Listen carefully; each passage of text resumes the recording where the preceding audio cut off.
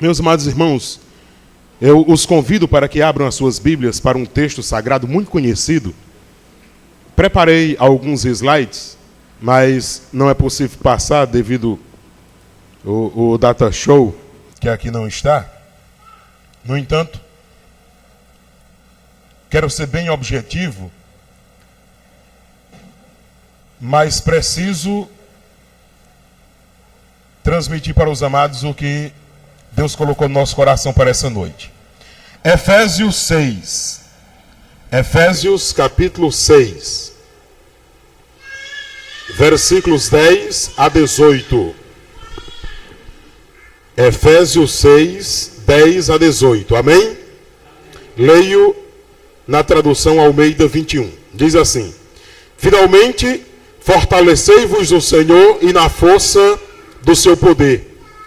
Revesti-vos de toda a armadura de Deus, para que possais permanecer firmes contra as ciladas do diabo.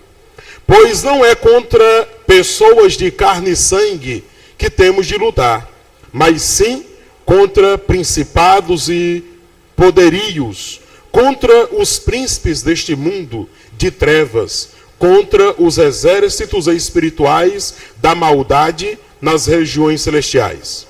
Por isso, tomai toda a armadura de Deus, para que possais resistir no dia mau, e havendo tudo, permanecerdes firmes. Portanto, permanecei firmes, trazendo em volta da cintura a verdade, e vestido a couraça da justiça, calçado os pés com a disposição para o evangelho da paz, e usando principalmente o escudo da fé, com o qual podereis apagar todos os dardos em chamas do maligno. Tomai também o capacete da salvação e a espada do Espírito, que é a palavra de Deus. Com toda oração e súplica, orando em todo o tempo no Espírito, e para isso mesmo, vigiando com toda perseverança e súplica por todos os santos. Amém, amados? Graças a Deus por sua palavra lida, que o Senhor nos ajude na compreensão da mesma, para que possamos colocá-la em prática. A sua família tem necessidades. Necessidades, meus amados irmãos, que só podem ser supridas por Jesus. Infelizmente, muitos têm tentado suprir as suas necessidades espirituais com coisas materiais. Por exemplo, há famílias que se detêm em assistir televisão. Nada contra a televisão. Mas há famílias que tentam preencher uma necessidade espiritual com a televisão, um programa na televisão, na internet, um filme ou uma coisa do gênero. No entanto, o conteúdo não é nem tão sadio assim, então não dá de suprir a necessidade espiritual. Até mesmo os desenhos animados estão recheados com violência e maledicência. Então nós não podemos tentar suprir a nossa necessidade espiritual com coisas materiais. A grande verdade é, meus amados irmãos, que as famílias estão carentes, precisando de ajustes espirituais. Temos famílias em extrema necessidade espiritual, cujas necessidades não são supridas por pessoas ou coisas, mas pelo próprio Cristo. Por isso, trago como tema para essa reflexão: Deus supre as necessidades espirituais da minha família. Você acredita nisso? Deus supre as necessidades espirituais da minha família. Vamos dizer esse tema? Deus supre as necessidades espirituais da minha família. Em primeiro lugar, a minha família precisa estar fortalecida no Senhor e na força do seu poder. Versículo de número 10. A minha família precisa estar fortalecida no Senhor e na força do seu poder. A minha família pode ser forte financeiramente. A minha família pode ser forte intelectualmente. A minha família pode ser forte e saudável fisicamente. Mas, se a minha família não tem Jesus, ela é fraca. Ela não pode ser forte. nos fortalece, que não é Jesus, torna-se em fraqueza. Torna-se em fraqueza. Se o que nos fortalece não é Jesus, se o que fortalece a nossa família não é Jesus, então a nossa família é fraca. Por quê? A minha família precisa estar fortalecida no Senhor Jesus e na força do seu poder, e não em forças outras. Em segundo lugar, a minha família precisa estar revestida da armadura de Deus. Versículos 11 e 12. Está muito claro o texto. Agora, os versículos 11 e 12 nos dizem por que a minha e a sua família precisam estar revestidas com a armadura de Deus. Qual é a finalidade? Segundo o texto que nós lemos, a finalidade é para que possamos permanecer firmes contra o quê? As ciladas do diabo. Sabe por que as famílias estão cedendo às ciladas do diabo? Sabe por que as famílias estão caindo no laço do passarinheiro? Sabe por que as famílias estão sendo derrotadas por causa das ciladas do diabo? Porque não estão tendo a finalidade de permanecerem firmadas em Jesus. Não estão se vestindo da armadura de Deus. Estão se vestindo de tudo. Vestem roupas bonitas e caras de grife. Vestem-se de uma série, de um emaranhado de coisas, mas não se vestem da armadura de Deus. E nada neste mundo, meus amados irmãos, pode proteger a nossa família, a não ser Deus. Nada. Sem Jesus, as nossas famílias estão totalmente passivas às quedas. Sem Jesus, as nossas famílias estão totalmente passivas ao abismo. Sem a armadura de Jesus, a qual nos deixa firmes, nós vamos sucumbir. Portanto, meus amados irmãos, a finalidade é para que nós possamos permanecer firmados em Jesus contra as ciladas do diabo. O próprio texto explica por que desta finalidade. Porque a nossa luta, diz o texto, não é só contra a carne e o sangue, não. A nossa luta é também espiritual. Há forças espirituais, meus amados irmãos. Enquanto eu e você, enquanto nós estamos dormindo nas nossas camas confortáveis, enquanto nós estamos dormindo nos nossos leitos confortáveis, há forças espirituais trabalhando contra nós. Nós precisamos não apenas acreditar nisto, nós temos que lutar contra isto. E para lutarmos contra isto, precisamos estar armados. A armadura de Deus precisa estar em nós. Ora, a armadura de Deus, meus amados irmãos, é a única coisa que faz com que a minha família resista no dia mau. Versículo 13. Está claro aqui no texto de Efésios. Claro. Repito, a armadura de Deus é a única coisa que faz com que a minha família resista no dia mau. Os dias não estão sendo bons. Embora o contexto está se referindo à escatologia, mas pode ser evidentemente e precisa ser aplicado agora. A Bíblia diz que os dias são maus. Os dias não são bons. Se você tem a boa intenção de fazer o que é certo, o que é honesto, o que é bom, há quem tenha a intenção de fazer o que é mal.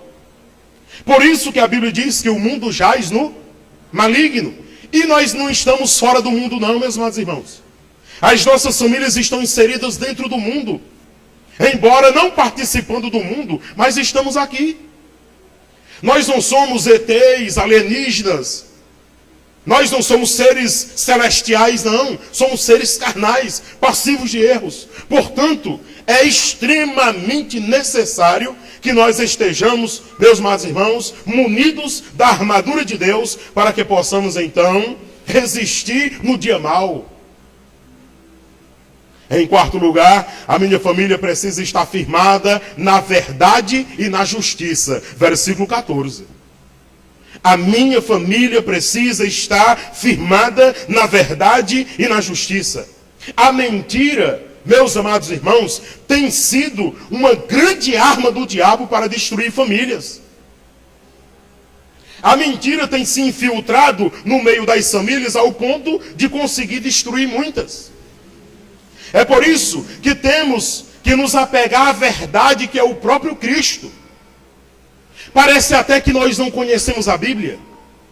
Parece até que nós não conhecemos o texto quando diz: eu sou o caminho, a verdade e a vida. Então por que tanta mentira? Por que tanta mentira se nós temos acesso à verdade? Por que tanto engodo se nós temos acesso à verdade? Por que nos apegar ao que é mentiroso, o que é fajuto, o que é hipócrita, se nós temos acesso à verdade? Por que tanta mentira? E as mentiras começam dentro dos nossos lares, meus amados irmãos, ainda quando somos pequenos. Inventamos uma mentirinha e outra, e as pessoas acham engraçadinho a criancinha mentindo, e acha engraçadinho e faz uma cócegazinha e dá um tapinha carinhoso e diz muito bem para a mentira. E então ela se infiltra de tal maneira que a pessoa termina crescendo pautada na mentira. E a vida da pessoa torna-se um caos. A mentira tem sido uma grande arma para vencer as famílias nos dias odiernos, meus amados irmãos. Então digamos não à mentira e que possamos nos apegar à verdade. Em quinto lugar, a minha família precisa andar firmemente com o evangelho da paz. Versículo 15, está claro.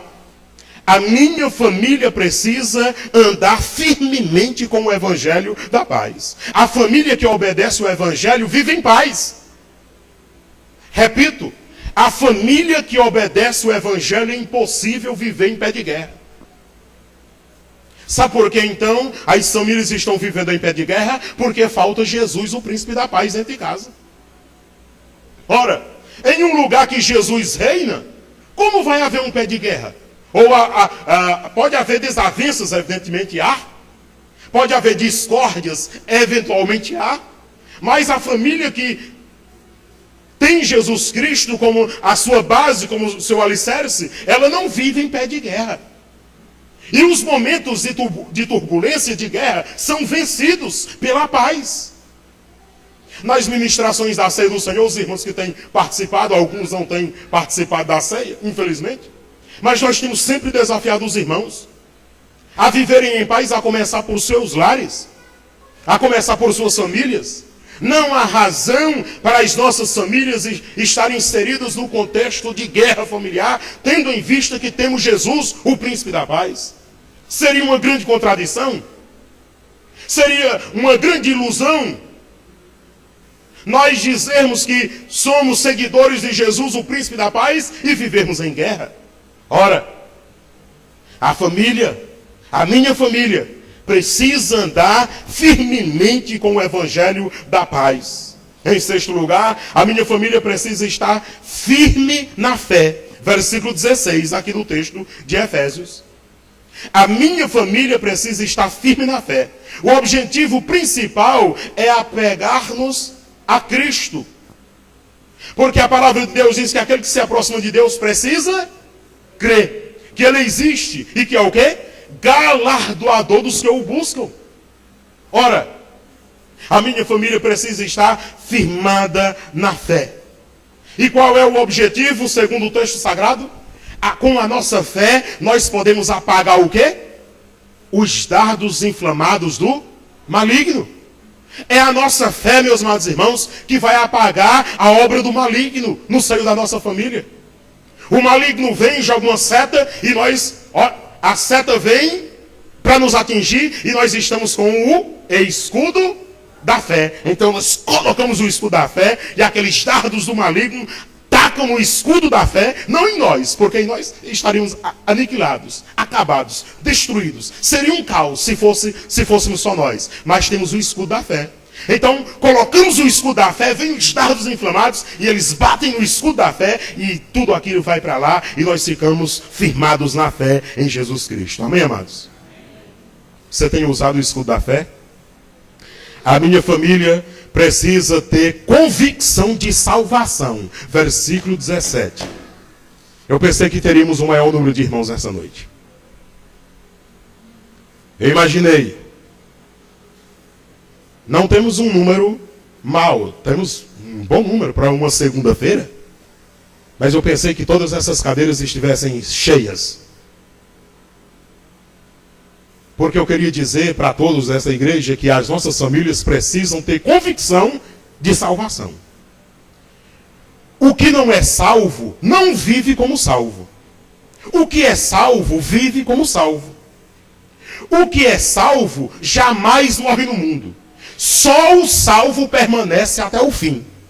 O pecador não permanece na congregação dos justos, está claro. Como eu sou salvo e vivo como um perdido no mundo? Não dá. Se eu sou salvo, eu vivo como salvo. Eu vivo como salvo. Eu não vivo como perdido. Se eu tenho convicção que eu vou morar no céu com Jesus, eu não troco essa convicção por nada neste mundo. Quando vierem as coisas que não dizem respeito a uma pessoa salva, eu vou dizer o quê? Não.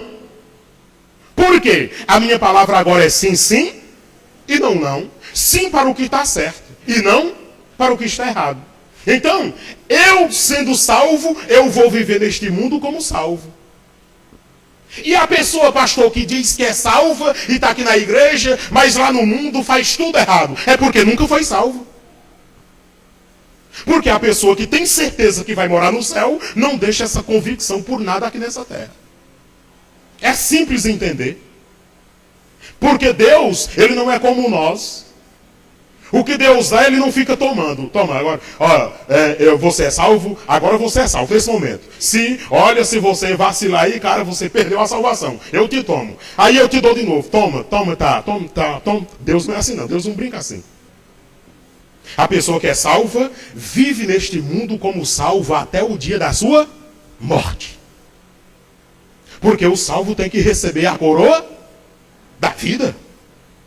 Porque o salvo não se embaraça com os negócios deste mundo. Amém, amados? Porque o salvo tem a garantia de Deus que nada deste mundo vai lhe separar do amor de Deus que está em Cristo Jesus. Vem a fome, vem o perigo, vem a espada, vem a nudez, vem os anjos, vem os demônios, vem a doença, vem a saúde, vem o dinheiro, vem a escassez, vem tudo, e o salvo continua sendo fiel a Jesus. Amém, amados? As pessoas, olhem para mim. Olhem, todos vocês que puderem olhar para mim, por favor. As pessoas pecam tanto pelo fato de não terem certeza que vão morar no céu. Vou repetir. Todas as pessoas que frequentam a primeira igreja batista em Oeiras, que quando saem daqui fazem tudo errado lá fora, é porque nunca sentiram o prazer de serem salvos. As pessoas que estão aqui no nosso meio, que glorificam a Deus aqui, que cantam, que pregam, que fazem isso, aquilo, e que lá fora fazem tudo errado, é porque não tem certeza de salvação em Jesus. O que fazer com essas pessoas, pastor? Deixá-las ouvindo a palavra de Deus, porque eu acredito que a fé vem pelo ouvir. Enquanto o miserável pecador não morrer desgraçadamente para descer aos abismos do inferno, ela pode ouvir a palavra de Deus e se converter. Amém? Se eu não acreditar assim, eu devo parar de pregar.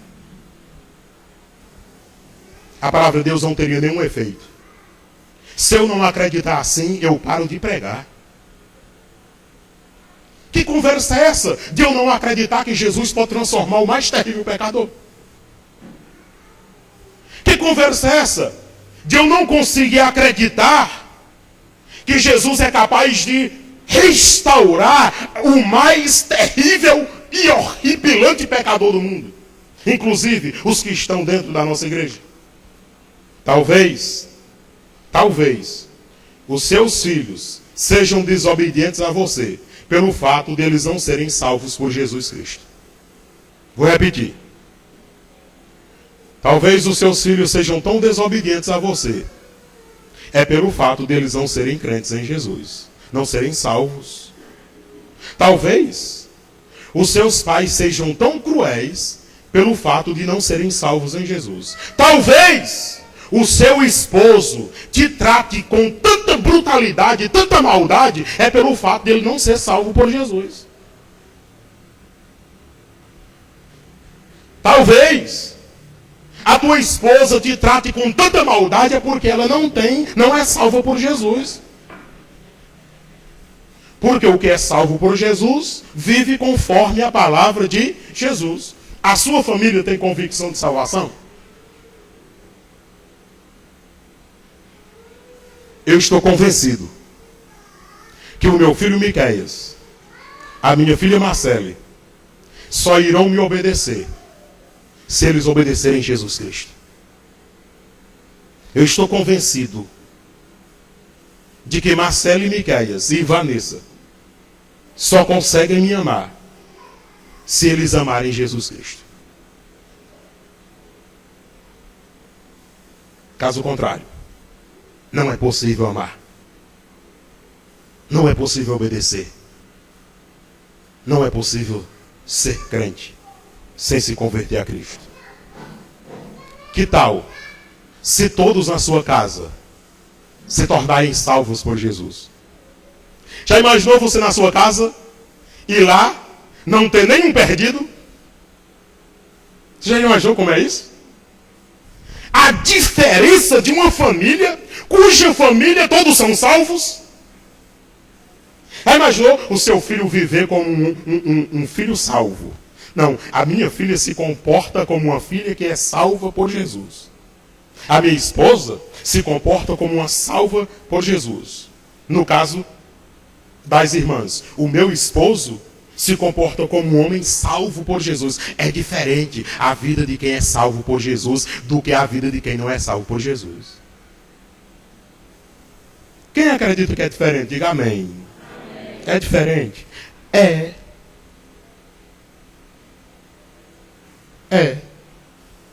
Por que as famílias estão com Bíblias nas mãos e estão sofrendo tanto? Porque ainda não tem convicção de salvação.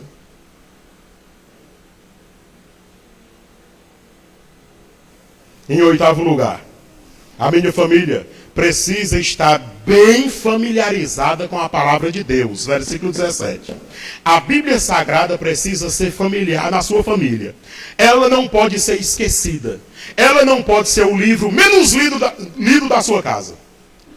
Parece uma utopia, parece uma invenção.